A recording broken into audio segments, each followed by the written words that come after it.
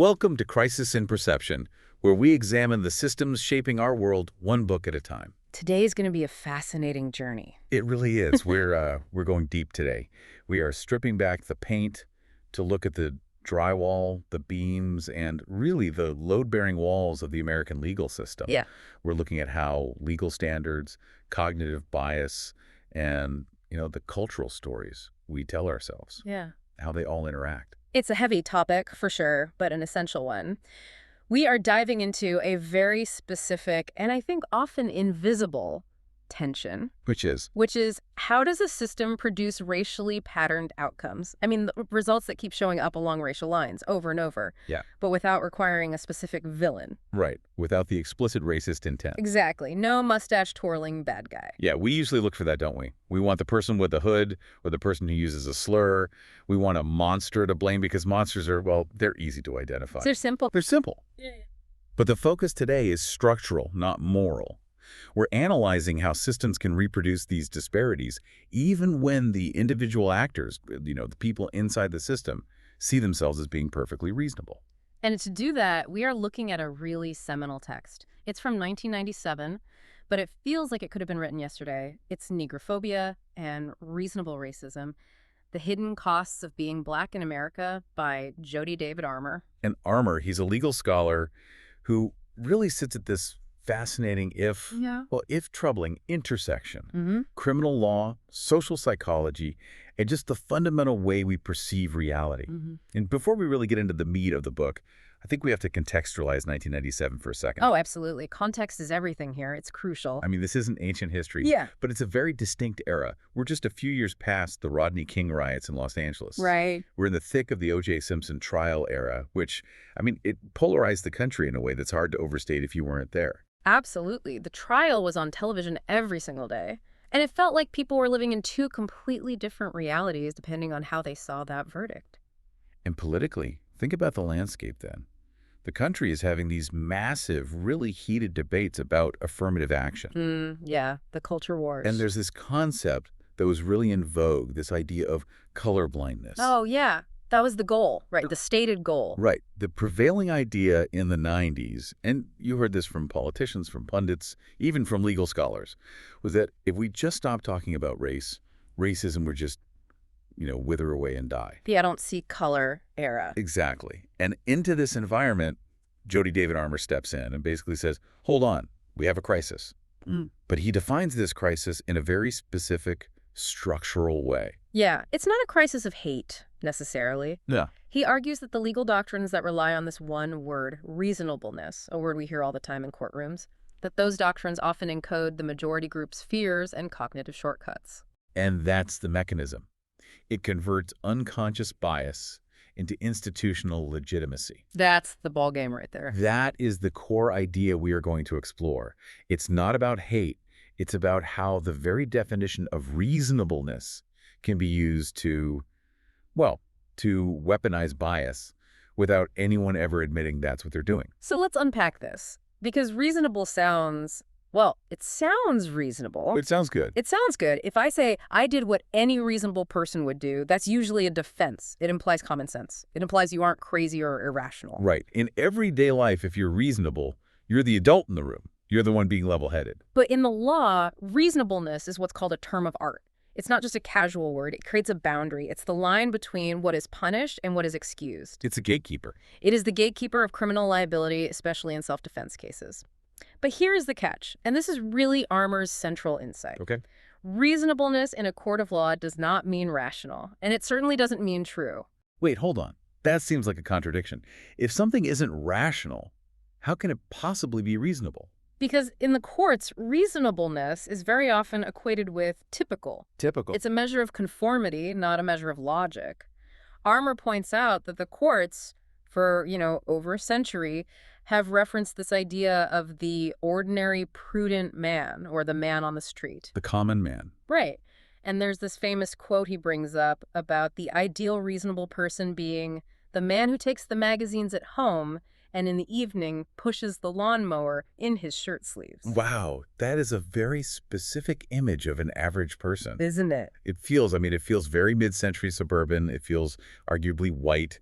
It feels like a sitcom dad from 1955. It is, and that's where the trouble starts, because if the average person, that man pushing his lawnmower, holds unconscious biases or stereotypes, which we all do, to some extent. which we all absorb from the culture, then those biases become the legal standard for what is reasonable. So if the average person is afraid of something, even if that fear is based on a total lie or a harmful stereotype, the law can treat that fear as valid simply because it's typical. Because it's common, it's what everyone else thinks. Armour uses this really striking analogy for this, and it's from Greek mythology, the myth of Procrustes. Yeah. I think most people probably know the name, but maybe not the gruesome details. And the details are what make it the perfect metaphor for legal standardization. Procrustes was this robe smith and highwayman in Greek myth, and he had an iron bed in his lair. Okay. He would invite travelers in to spend the night, offer them hospitality, but there was a catch. There's always a catch in Greek myth. It never ends well for the traveler. Never. The catch was that the traveler had to fit this iron bed exactly. Oh, I remember this. So if the traveler was too short, Procrustes would put them on this rack and stretch them until they fit. And if they were too tall? Well, he'd chop off their legs until they matched the length of the bed. It's a horrific image. But, okay, so how does Armour apply this to an American courtroom? It's not literally that. No, but metaphorically, it's a perfect fit. He argues the legal definition of reasonableness acts as a Procrustean bed. It's the one-size-fits-all standard. It is. It forces the diverse, messy, complex reality of human experiences into what he calls a bland uniformity. And that uniformity is based on the majority's perspective. It demands that everyone's reactions, everyone's fears, everyone's perceptions, they all have to match the average man. So if you don't fit that average man mold, if your lived experience or your reality is different, the law either stretches you or it cuts you down to fit. It demands you conform to a worldview that might not be your own. Precisely. And if the average man, the guy with the lawnmower, has been conditioned by his culture to be afraid of black men, then that fear becomes the standard length of the Procrustean bed. Exactly. The law effectively says to be reasonable in this society is to be afraid in this particular way. And this this is the engine of the book's argument. It creates this dangerous feedback loop. Yeah. Let's really break this loop down step by step, because I want to make sure I understand the mechanism here. It's critical. Okay. Step one, it starts outside the courtroom. It starts in the culture. The narrative. The social narrative. Stories and images fueled by media, the news, pop culture. And in the 90s, and you could argue certainly today, these narratives very often portray blackness as a risk or as a threat. We see this all the time on the nightly news and movies.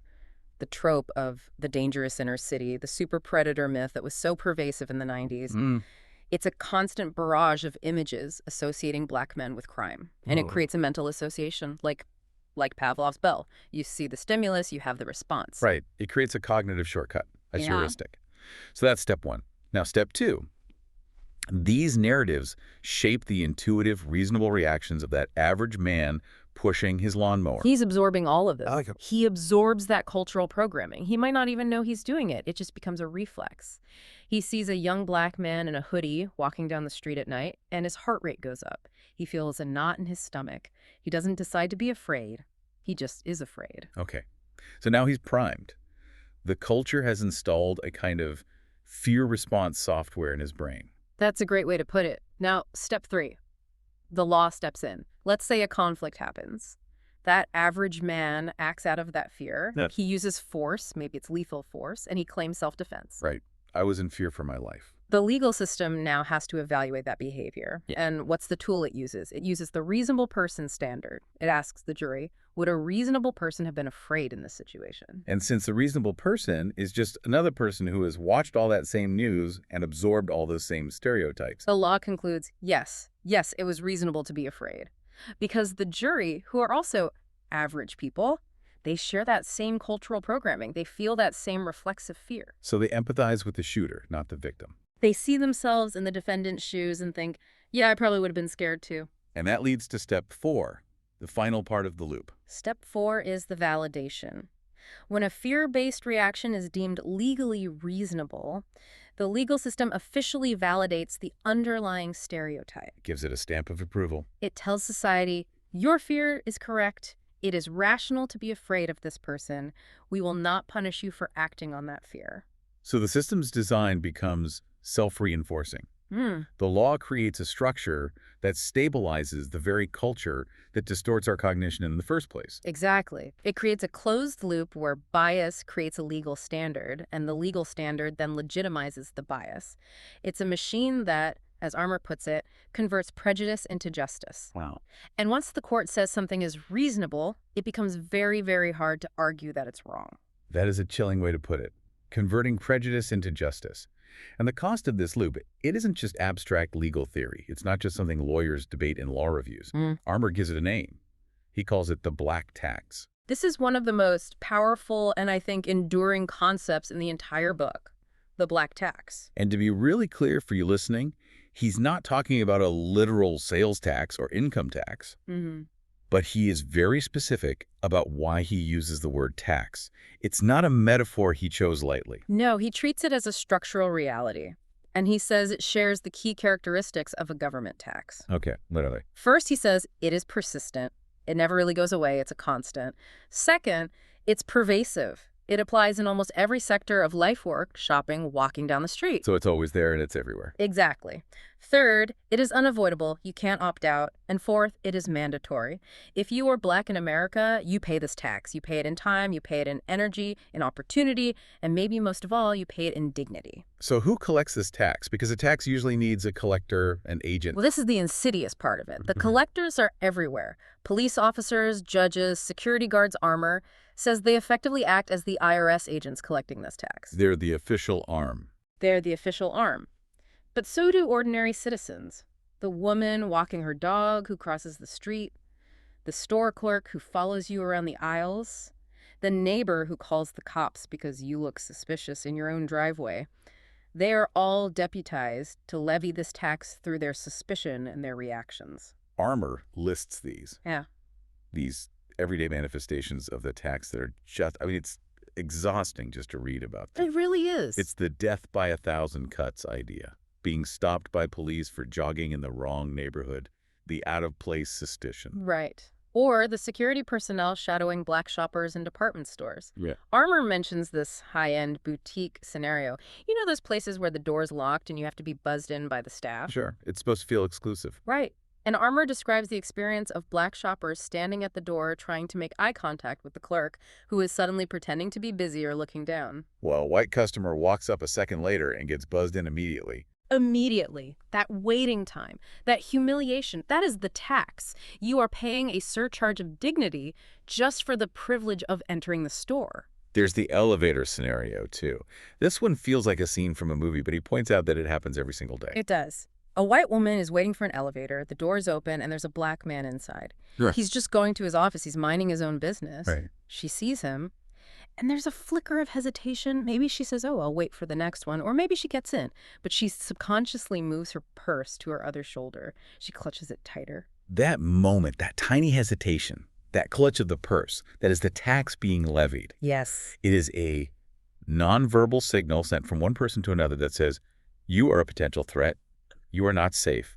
I do not trust you because of what you look like. And imagine paying that tax 10, 20 times a day. Every single day. For your whole life, it depletes you. It is a constant drain on your mental and emotional resources. But here is where that reasonableness defense comes right back in. Because if you were to confront that woman in the elevator, or the security guard, or the police officer, what do they say? They almost never say, I did that because of your race. No. Never. They say it's nothing personal. Nothing personal. Yeah. That is the mantra. I'm not racist. I'm just being careful. I'm just being prudent. And this leads us directly to the concept of the intelligent Bayesian. The intelligent Bayesian.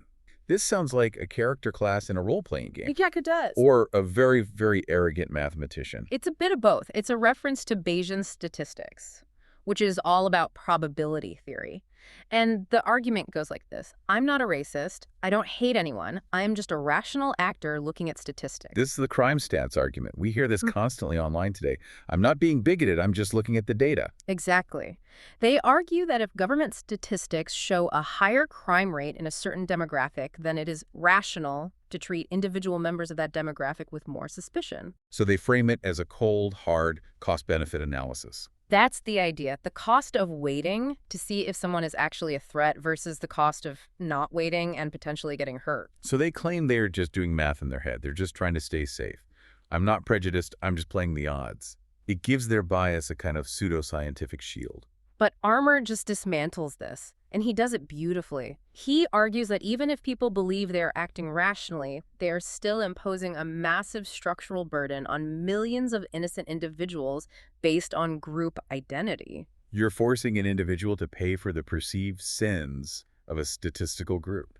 It's the definition of collective punishment. You are punishing the innocent jogger for a crime someone else committed who happens to share his skin color. It's profoundly unfair. It is, but there's an even deeper flaw in the intelligent Bayesian logic that Armour points out.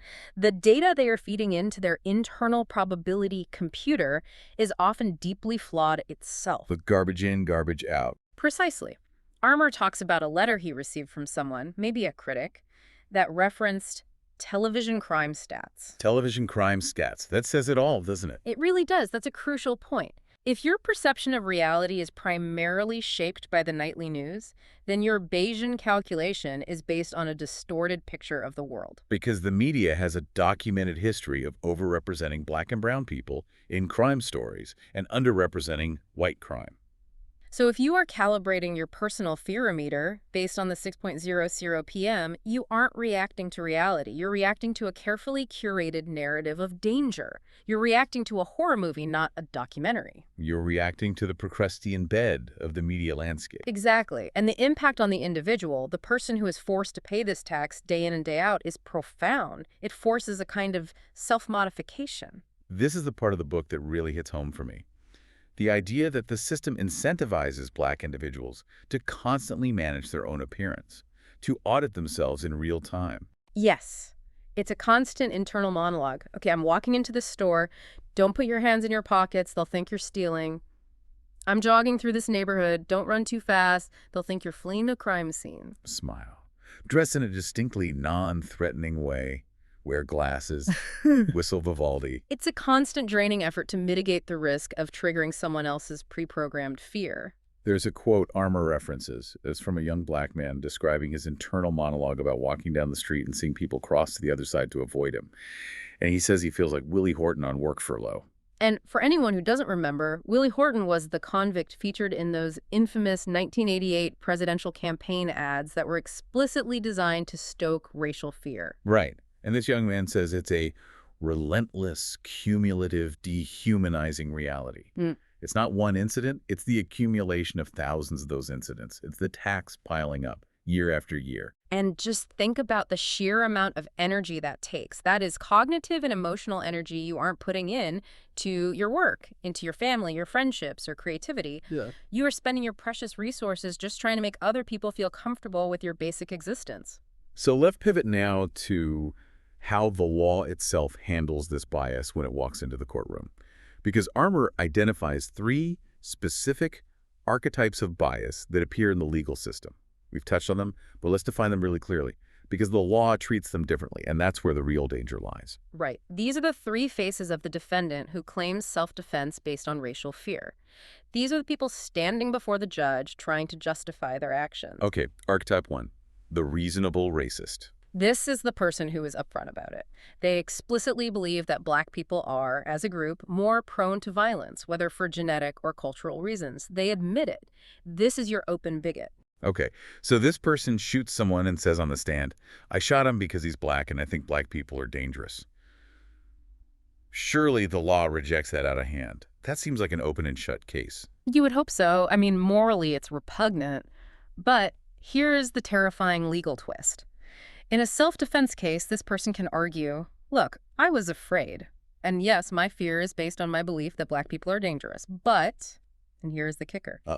If I can prove that most Americans share this fear, even if they don't share my overt stated racism, then my fear is typical.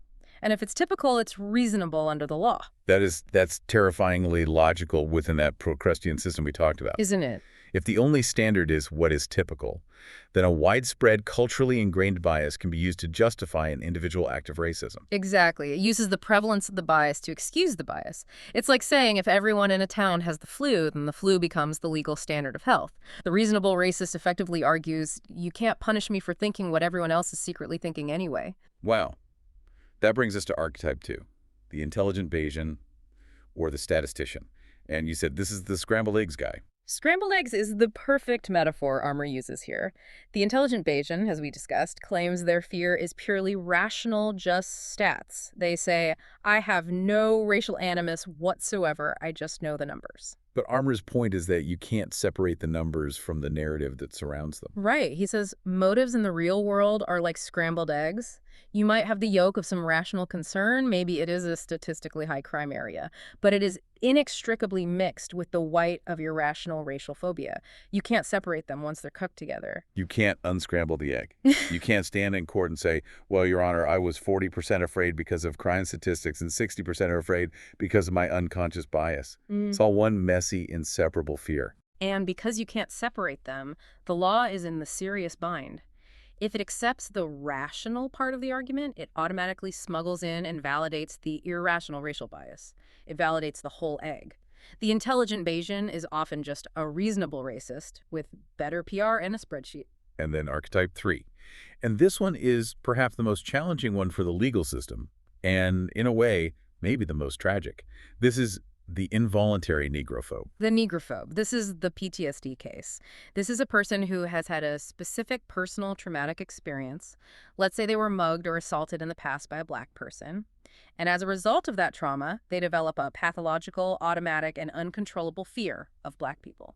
So their claim is they can't help it. It's a psychological condition, not a belief system. It's not hate, it's trauma. They see a black person and their body just goes into fight or flight mode without their consent. And the scary thing is, the law often buys this argument. Armour discusses a crucial case study in the book involving a Ms. Jandruko and a Judge Tomlinson. Can you remind us what happened there? The specific details of what Ms. Jandruko did are less important than the judge's reasoning for excusing her behavior. Judge Tomlinson ruled that her pathological fear was a work-related phobia that stemmed from her past experiences. He called it nothing personal. Nothing personal. There's that phrase again. There it is. But then the judge said something truly incredible. He explicitly stated in his ruling, quote, "It is not relevant what the subject of her phobia is." It is not relevant what the subject of her phobia is. I'm sorry, that is mind-blowing. Think about what that means. He is treating a phobia of an entire racial group the same way a court might treat a phobia of elevators or spiders or heights. But elevators don't have civil rights.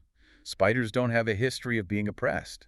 You can avoid elevators without violating the 14th Amendment. Exactly. It completely ignores the profound social weight and meaning of that phobia. If the law accommodates that phobia, if it says you are legally excused for shooting someone because you have a phobia of their race, it validates a racial hierarchy. It says that a black person's right to exist safely in public space is less important than a white person's psychological comfort. It effectively treats blackness itself as an environmental hazard, like a slippery floor or a loose wire. Warning, presence of blackness in this area may trigger your phobia. And this brings us right to the central conflict of the book. It's the conflict between what Armour calls instrumental and non-instrumental conceptions of law. Okay. This is the engine room of legal philosophy. These terms sound a bit academic, but they're actually pretty intuitive when you break them down. And this explains why the judge could rule that way. Right. Let's start with non-instrumental law. Think of this as the view that looks backward. It puts blinders on and focuses exclusively on the personal culpability of the specific defendant in the dock. The individual. Only the individual. It asks one question.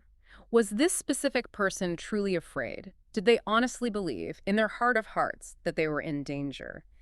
It ignores all social consequences. It's all about fairness to the defendant and nothing else. Correct. So looking at the involuntary negrophobe through a non-instrumental lens, the logic is she has PTSD. She was genuinely terrified. She couldn't help it. Therefore, we can't blame her. It would be unfair to punish her for a psychological reflex she can't control. And that makes a certain kind of sense on an individual level. We don't like punishing people for things they can't control. If someone has a seizure and hits someone, we don't usually throw them in jail for assault. But the instrumental view takes a much wider lens. The instrumental view looks forward. It views the law as a tool and instrument to achieve social goals and to send messages to the rest of society. It's about the precedent it sets. Exactly. It asks, what message does this verdict send? What kind of society does this verdict help create for the future? So if we acquit the negrophobe, if the verdict is not guilty, the instrumental view asks, what did we just tell the world? And the answer is frightening. If we let her off, we are telling society that it is legally acceptable to shoot Black people if you have a phobia of them.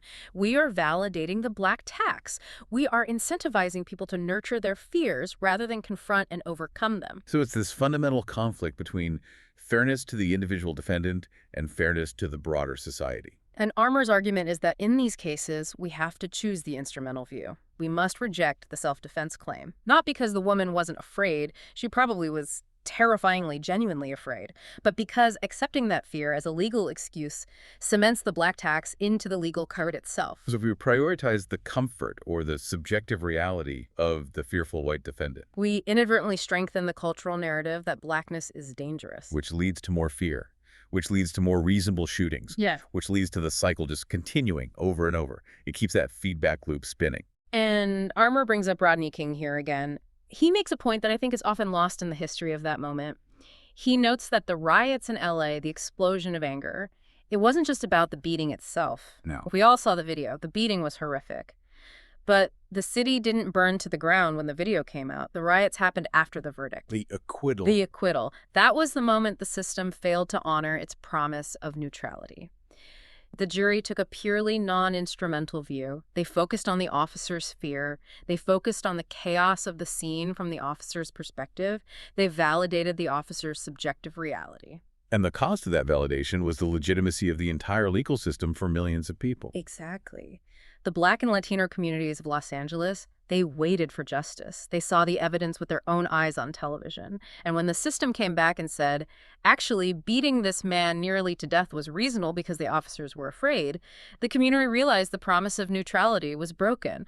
Why follow the law if the law doesn't protect you? So we have this self-reinforcing machine, this feedback loop, the Black tax, the legal archetypes that protect bias. I mean, it feels pretty bleak. Unconscious bias is incredibly hard to fix. You can't just pass a law telling people stop being biased. You can't outlaw fear. So what is the solution? Where do we go from here? And this is where Armour gets really creative. This is the part of the book that really surprised me. He doesn't just admire the problem. He proposes a specific strategy. He calls it judicial judo. I love that term. Judicial judo. It implies using the opponent's momentum against them. That is exactly what it is. And the opponent here is that whole colorblind approach. The idea that the best way to be fair is to never ever mention race. The idea that justice is blind and should pretend not to see color. Which, as we've just spent all this time establishing, just allows unconscious bias to fester and do its work in the dark. It's like ignoring a gas leak in your house just because you can't see the gas. Right. So judicial judo suggests doing the exact opposite. Armour argues for what he calls rationality-enhancing group references. Okay, that is a mouthful. Rationality-enhancing group references. What does that actually look like in a real courtroom? It means you explicitly mention race in court. For example, during jury selection or in the opening statements. Instead of pretending race isn't a factor in the case, the lawyer should put it right on the table for everyone to see. Wait, really? So the lawyer should stand up and say, ladies and gentlemen of the jury, my client is Black, and you might have some unconscious biases about that, so let's talk about it. Essentially, yes. It sounds completely counterintuitive, doesn't it? You'd think that would just remind them to be racist. Yeah, it feels incredibly risky, like you're deliberately inviting the elephant into the room and pointing a spotlight on it. But the psychological mechanism behind it is fascinating. Armour's point is that most people want to be fair. Deep down, they have what psychologists might call an egalitarian superego. We want to believe we're the good guys. We want to believe we are fair and just. Nobody wants to be the villain in their own story. Exactly. And when you explicitly confront a jury with the potential for bias, when you drag it out of the unconscious and into the conscious mind, you activate that egalitarian superego, people start thinking, oh, wait, I need to be careful here. I need to check myself. Am I judging this person differently because they are Black? So by making them conscious of the racial dynamic, you give them the chance to cognitively override They're automatic, habitual stereotypes. Yeah. You are forcing them to use the slow, deliberate part of their brain instead of the fast, reflexive part. Yes. It creates this beautiful paradox. We must be race-conscious in our legal procedure in order to become race-neutral in our outcome. If we pretend race doesn't exist, the default settings of the Procrustean bed take over. But if we name it, we can fight it. It really just completely challenges that whole 90s ideal of, I don't see color. Armour's saying, no, you do see color. Your brain is wired to see it and categorize it, admitting that is the only way to stop it from controlling your judgment. Precisely. It turns the momentum of the bias against itself. It uses our deep-seated desire to be good and fair to fight our equally deep-seated habit of being biased. And this connects so powerfully to where we are today, because this book is from 1997, but you could change the dates on the cover and it applies perfectly to our current debates, specifically stand your ground laws. Oh, absolutely. Stand your ground is the logical and I would say tragic conclusion of the reasonable racist archetype that Armour described. How so? Break that down. Well, stand your ground laws essentially expand the old castle doctrine, the right to defend your home out into public space. They allow you to use lethal force if you have a reasonable belief that you are facing a threat. And there's that word again. The whole system hinges on it. Reasonable. And if reasonableness is still being measured against majority fear, if the average man on that jury is still watching the same scary news stories, still absorbing those same cultural stereotypes, then these laws are structurally designed to protect those who are afraid of blackness. It effectively subsidizes negrophobia. It tells the involuntary negrophobe, go ahead, shoot. As long as your phobia is typical, we will back you up. It does. It legalizes the black tax and raises the stakes to life and death. It makes the perception of the majority the law of the land, regardless of whether that perception is based on reality or on a deep-seated stereotype. It arms the intelligent Bayesian and gives them a license to kill based on their flawed probability calculations. This deep dive, it really changes how you look at the architecture of the world around you.